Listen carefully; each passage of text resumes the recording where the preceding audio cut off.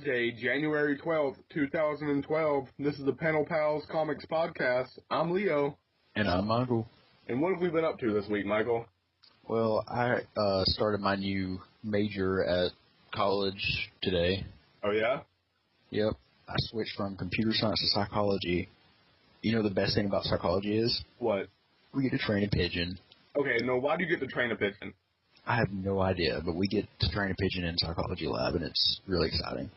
That is really, really exciting. And I've told you this before. You have to name it Kubaka. I'll do all I can to convince my lab partner, because that is a perfect pigeon name. It really is. Because, I mean, it just fits so nicely. Oh, yeah, and we're a day late this week because Michael's dad doesn't sleep anymore. Especially on nights that we try to record. Yeah, the last 2 nights, he hasn't gone to bed before, like, midnight. Yeah, like, he just went to bed. Yeah, it's 1:15 in the morning right now while we're recording this. That just lets you know what's up. Yeah, Michael started his new major. I got a job today, so that's pretty ballin'. And Michael's dad never sleeps. That's what's been happening. Now we're going to move on to our Terraria tip. What do you got for us, Michael? Well, with the most recent update, I'm sure you've noticed that there are a bunch of weird little statues deep in underground caverns and junk. Yeah. You'll see they're usually in the shape of monsters or objects or stuff. Like, they can be used as decoration, but what a lot of people don't know is that you can actually wire up a switch to them using the new engineer NPC. Yeah. Just lead some wires, connect it to the statue, lead it to a switch, flick the switch, and it may or may not do something depending on the statue. Like, for example, there's a skeleton statue. If you try to do this with a skeleton statue, you will spawn a skeleton to fight. Okay, that makes it really handy for, kind of item farming, I guess. Well, from what I can tell, most of the rarer items aren't going to be farmable from the statue spawn monsters, so you'll have to find them on your own. But for the most part, like if you need a hook, I believe you can farm them from the skeletons. Well, that's pretty nifty, because a hook is kind of hard to come by early on. Yeah, it really is. So if you're lucky enough to find a skeleton statue, you get all the hooks you need. Yeah, wire that bad boy up. There's also the heart and the mana star statues, for example. They'll instead spawn like a heart or a mana star.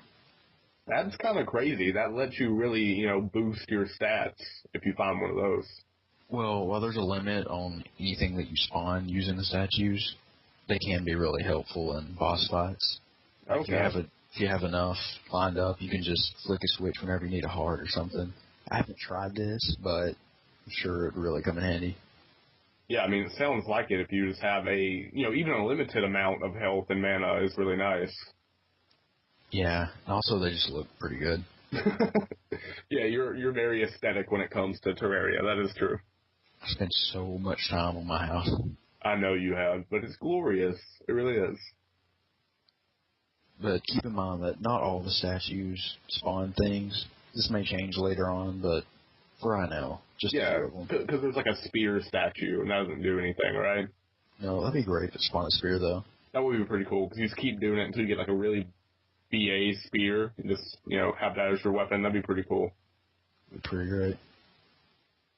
Alright, so now you want to move on to our indie game of the week, Michael? Eufloria? Yeah, so I bought this game from Steam over the Christmas break called Eufloria. Basically, you control this population of space trees, or space plants, or something. Something like that. Yeah, it's kind of vague, but you control the seeds, and you send them out to asteroids and repopulate and grow, and it's a really visually appealing game. I mean, the graphics aren't really stunning, but it's very relaxing. And it plays some relaxing music to go along with it, and yeah, I've seen some video for it. It looks pretty good. I mean, I really, yeah, that is true. So it's kind of casual, and then it introduces some other seeds that are trying to do the same thing you are, and then you have to fight them, and you do this by amassing as many seedlings as you can And each asteroid has different stats. So, like, if you need some really strong seeds to go and take down a explosive defense tree, you can do that. Or you can get some fast seeds or seeds that have a lot of life. That's really cool. It gives it variety. I like that. Yeah. It's really easy at first, but I'm sure it gets tougher later on. I'm still a little ways into it. Yeah, it sounds like a pretty cool game. I mean, I've played similar games on, online and stuff, but I'm sure the game on Steam's a little bit higher par, I imagine. Yeah, my favorite thing about it is to just amass this huge army on one asteroid and corner the other enemy, corner the other seeds in with their backs against the wall, and then just send this cloud of death towards them. It's so satisfying. That's very cutthroat. I like it. My seeds don't mess around. All right, so what would you rate Eufloria, Michael? Well, like I said, I'm only partway through it, but from when I played, I'd probably give it a 7. A 7 out of 10? 7 out of 10, because, one, it is very fun to play. It is very interesting, keeps you wanting to play because you're unlocking new things as you play. But at the same time, later on in the game, it gets kind of long and it feels drawn out, and you don't really have that pull as much. Yeah. But we'll see. I'm still playing on it. Yeah, you've still got time, so maybe it'll change. See, at first I thought you were saying a 7 out of 5, and I was like, man, this gotta be the best game in the world. Yeah, I'm used to out of 10 rating systems. Yeah, no, we used out of 5 last episode, so it got me messed up. But no, 7 out of 10, that's pretty good. We're all messed up because of my dad this week. Yeah, I know. Sean, he's killing me. All right, so do we want to move on to our StumbleUpon segment now? Follow me.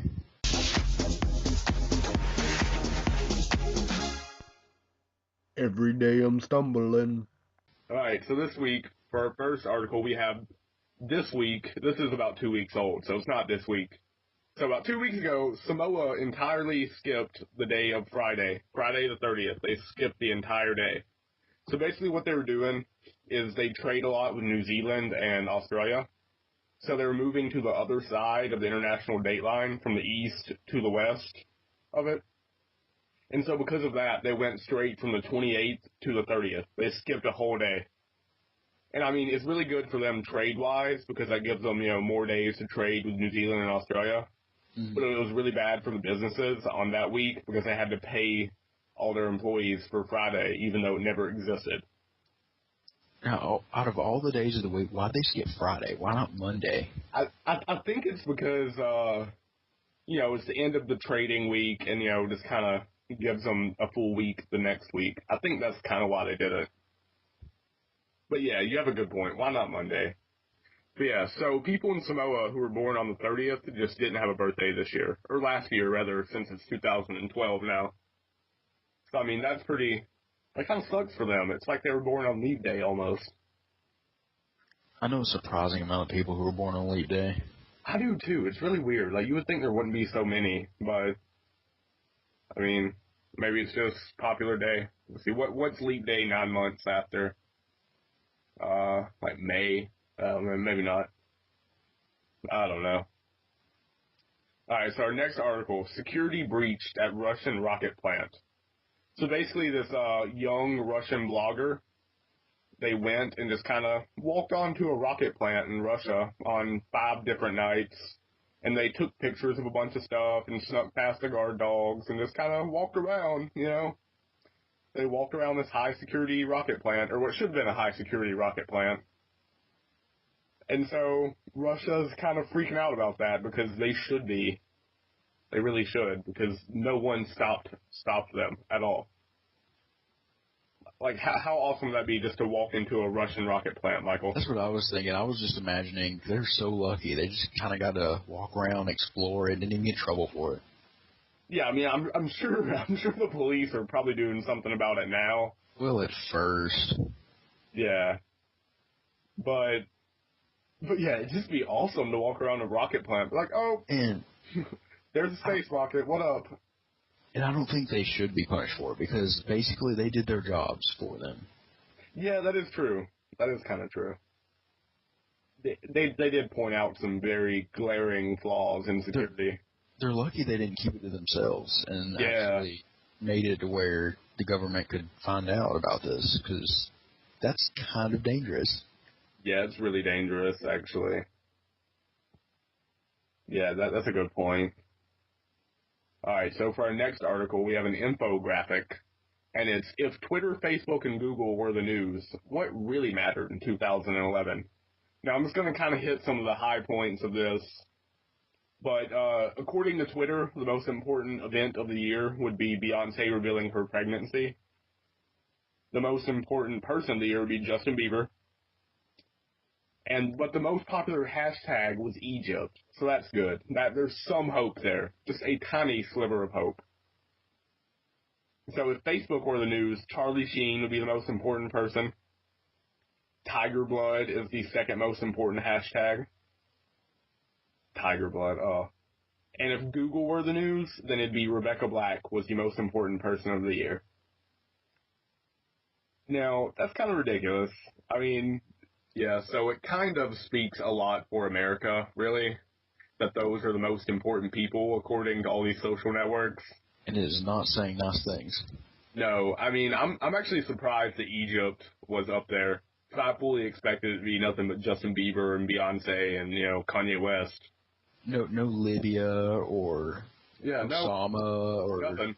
No Japan's earthquake, no Sudan, Southern Sudan being a nation, nothing like that. Justin Bieber. Yeah, apparently a lock of his hair sold for like $40,000 on eBay or something. How would you feel buying his hair? How would you feel about that? I would like to be one of his close friends or relatives or something. I would be sneaking clips as often as I could. Oh, dude, heck yeah. Oh, Justin, let's go get a haircut. $1 million. That's actually a really good idea. Michael, be friends with him now.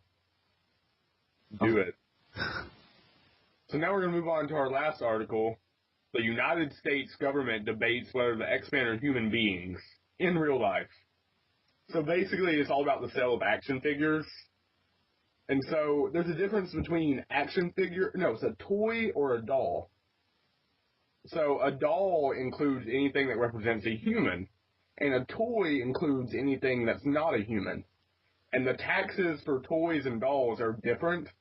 So like Marvel, they didn't want to pay the higher taxes for a doll. They wanted to pay the lower taxes for a toy. Which is just ridiculous. So basically there was an entire court case deciding whether the X-Men were actually humans. And how long did this court case go on? I don't know, actually. It lasted for years, the article says. Wow. Yeah. Go America. Yeah, the X-Men are not humans, though. That's what they decided. That's kind of scary that they can decide that. Why aren't they mutants again? I mean, humans. I guess because they're mutants. Like I don't know. It doesn't really say. So by some chance that I don't know, there was some kind of weird superhuman mutant that happened, would they also not be considered human? I guess. I mean, it is kind of on the books now, even though it's just for action figures, but it's still kind of on the books at this point. That's kind of scary. It really is. So basically, if our kids are mutants, let's not tell anybody. So let's not do that. I've already got a few secret identities planned out just in case. Ginger Man. Because I'm assuming your kid's going to be a redhead. You would assume that. I mean, all you have to do is marry someone who has recessive traits for red hair, and you're good to go. I'm trying every day. Yeah, I know that's true. You're out there working it. So we're going to move on to our webcomic of the week, Left Handed Toons. Now, the title refers to the fact there's left-handed drawings drawn by right-handed people. So the two artists are right-handers, so they draw everything with their left hand. And I mean, considering they're drawing with their off hand, it's still pretty good artwork. I mean, it's a lot better than I could do. Yeah, I didn't even know this when I was reading the comics, but actually, I still enjoyed them. Yeah, I mean, they're pretty good. A lot of them are pretty funny. I really like this one called Facts. And it's like, if you cut off a gecko's tail, it will grow clear that you need a new hobby. Like, I just love that, because it's just very, it's a non sequitur. Like, you still don't expect it. It's great, though. I love it. Some of them were pretty clever. I actually went through the site, and some of them actually made me laugh. Yeah, I mean, there are a lot of them are really, really good. I really like the comic a lot. And I mean, you gotta give them props for using their offhand, too. I could never do it. It's a pretty original idea, I think. Yeah, we should start doing it, Michael. But draw with our feet. Foot tunes. That's what we gotta do. Sound like a plan? It's more appropriate than the idea I had, but we'll go with it. What was your idea? You don't want to know. You just don't want to know. You'll have to tell me after we're done. Okay. Alright, good deal. So now I guess we're going to move on to our comic of the week, the miniseries Black Summer. Now, Michael, you didn't read all of it, did you? I know. I read like the first 2 or 3. I don't know. Yeah, I couldn't get into it. I understand. I just didn't like the artwork. And I know that sounds like a kind of a shallow way to judge it, but if I'm going to invest that much time into reading something... No, and artwork is a very big part of a comic. I do agree. I'm just not as picky as you are when it comes to artwork, I guess. I guess, but hey, I never base my decision on is it in color or not. Yeah, I know, Steven. Oh, Steven. Yeah. Do I need crayons for The Walking Dead? No, Steven, shut up. We should send out his phone number. Yeah, and he doesn't have a Facebook, so we can't do that. Yeah, Steven's a great guy, but you know. But he doesn't like comics that aren't in color. We just don't understand why. We'll learn him. We'll learn him one day. We'll learn them. We're from the South. We say that. But anyway, so Black Summer, back to our original topic. Black Summer is basically about this group of superheroes called the Seven Guns. They're all like super smart scientists who become superheroes after they build this technology for themselves. And the most like high profile one of the Seven Guns, John Horace, he just walks into the White House and kills the president. Just, kills him. And he basically overthrows the government because he thinks it's, corrupt and everything. So, then, of course the entire country is after him, even though they can't stop him because he's essentially invincible because of his modifications. And so it kind of just chronicles that. It chronicles the rest of the team's kind of journey to figure out what he's doing and what's going on. And it goes through with, a couple of characters dying, other characters coming back to life because it's a comic after all. But it's a pretty solid comic. I mean, what did you think of the issues that you read, Michael? I mean, I thought the story was pretty interesting. I didn't have any problem at all with the story, actually. I just really didn't like the artwork. It was just too dark and gritty looking, and yeah, I don't know. It's hard to describe without actually seeing it. I don't think you would like a lot of the 90s comics where they try to get gritty then. I probably wouldn't. But yeah, I mean, it's a pretty solid comic. I would rate it maybe a 3.5, I think. It's a 7-issue miniseries, so it's real short. People can pick it up and read it really quickly, less than a day. But I think my favorite part, though, is like the fact that John Horace, he just like levitates and he has all these little eyeballs that float around him. And they just like block everything. He's just invincible and it's crazy. Like, it's insane. I don't know. I really liked it. Yeah, that's actually one of the first things that it shows. Yeah, it's him just standing there with all his eyes. Isn't the first panel just him covered in blood? I think so. I'm trying to picture it. Is why I'm I think the first page might just be him covered in blood after he killed the president. I think it might be with all these weird eyes floating around. You're just like, what the heck? Yeah, what the heck just happened? Because basically he takes all the modifications of all the other members of the Seven Guns and makes them like 10 times better. Okay, I didn't know that. Yeah, because like one of the other people, they have a gun, like a literal gun that does stuff, and so he takes that and like makes it 1,000,000 times better and turns it into his eyeballs. And then he takes somebody else's ability to fly and he makes it better, and so he's flying around doing his thing too. And so like he's just way better than everyone else on the team because he's made everything else so like crazy. And now we're going to move on to our anime that we're going to talk about. I messed up the order a little bit this week. Yeah, because it's almost 2 o'clock over here because of my dad. Yeah, that is true. It's almost 2 o'clock, so you can't blame me that much. But yeah, so we're going to talk about Death Note for our anime of the week. And do you want to give us a description of it, Michael? Okay, well, basically, a Japanese death god, also known as a Shinigami, drops his what's known as a death note in these series, which is basically his book that he writes people's names in and causes them to die. And this dude picks it up, named Light, and he discovers it has properties that allows him to kill basically anyone he wants just by writing their name in it. Yeah, but he has to know their name and their face. Yes. That's important. That's very important, so that multiple people with the same name don't die. And throughout the show, it explains all the complex rules associated with it and what all you can do and how you can manipulate the deaths and the times. And it's crazy. Yeah, it's crazy. It's really complex, in-depth. It's really great. Yeah, it's very, very well thought out. I really like it. And one of the main driving points of the show is the fact that he goes up against this world-famous detective. And they go head-to-head. And you just want to keep watching and find out, oh, he beat him here, and it's just back and forth, Yeah, it's just like this epic battle of wits, because Light essentially becomes just like a mass murderer and just kills all these criminals because he thinks he's doing justice. And so they're trying to stop him, and that's where the detective comes in. So basically, your main protagonist here is evil, but he's good, and it's different. It's really interesting. Yeah, Michael has a good point. The main protagonist is evil, and so like you're supposed to root for him, but you really can't because he's evil.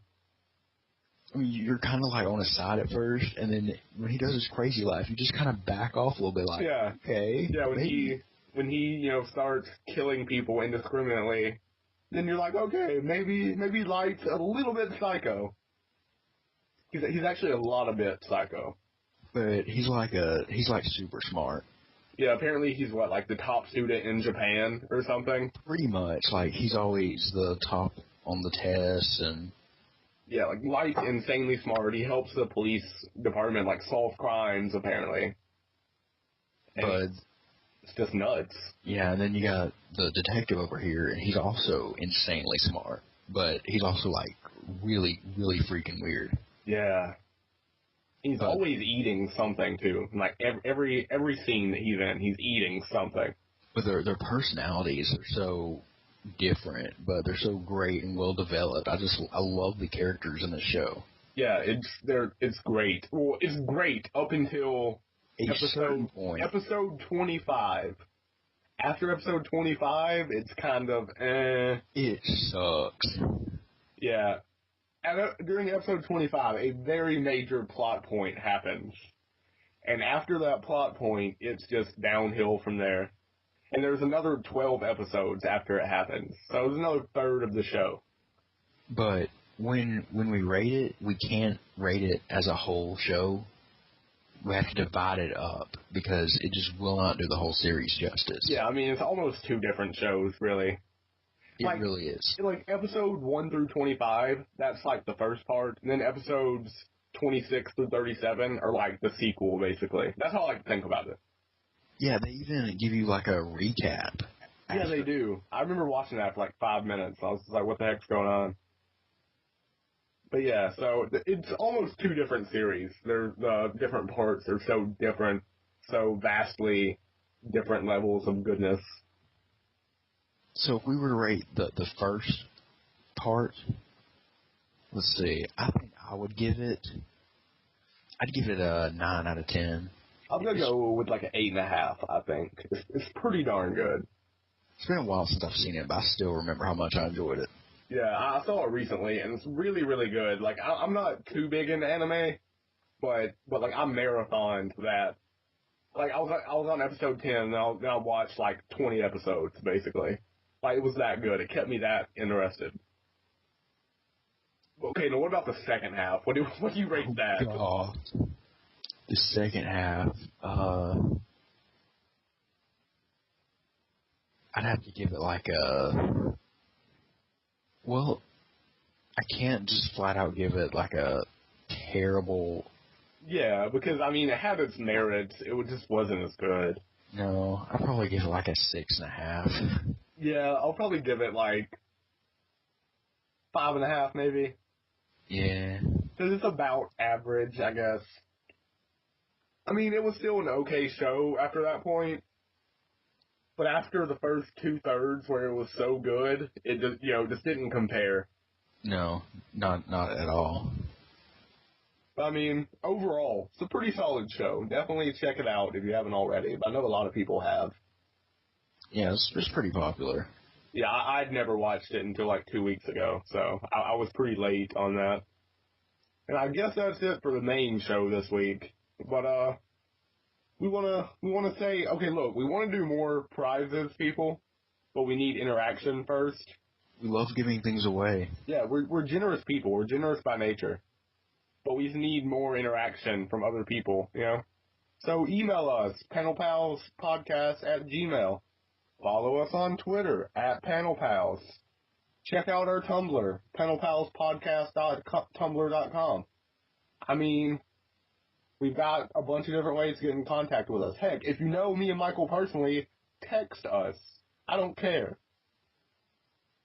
I only get texts from my mom. I know you do. But she's a nice lady. But so we need more interaction, people. We need something. We need some give. Because right now we're giving it all. You gotta help us out. So I mean, like I said, we want to give away prizes. We like giving away stuff. I don't know why, but we do. It doesn't make a lot of sense, but we do. So basically, write in. We'll come up with some contests, and you get free stuff. It's a win-win for you. Yeah, I mean, basically we're losing because otherwise we would get to keep that money. And you get to talk to us. Yeah, we're pretty awesome if you haven't figured that out already. I mean, it's 2 o'clock in the morning, and I'm sitting in a little room doing a podcast.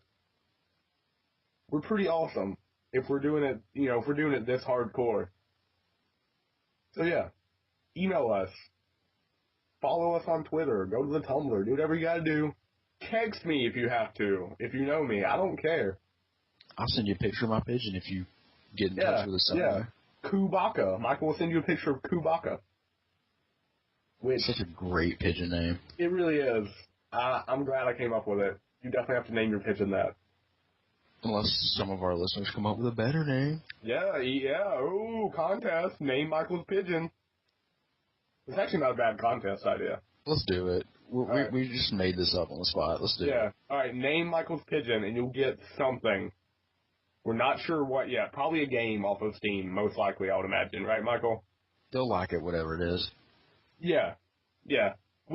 Within reason, we'll give you something that you like. How about that? So name Michael's pigeon. Best answer wins.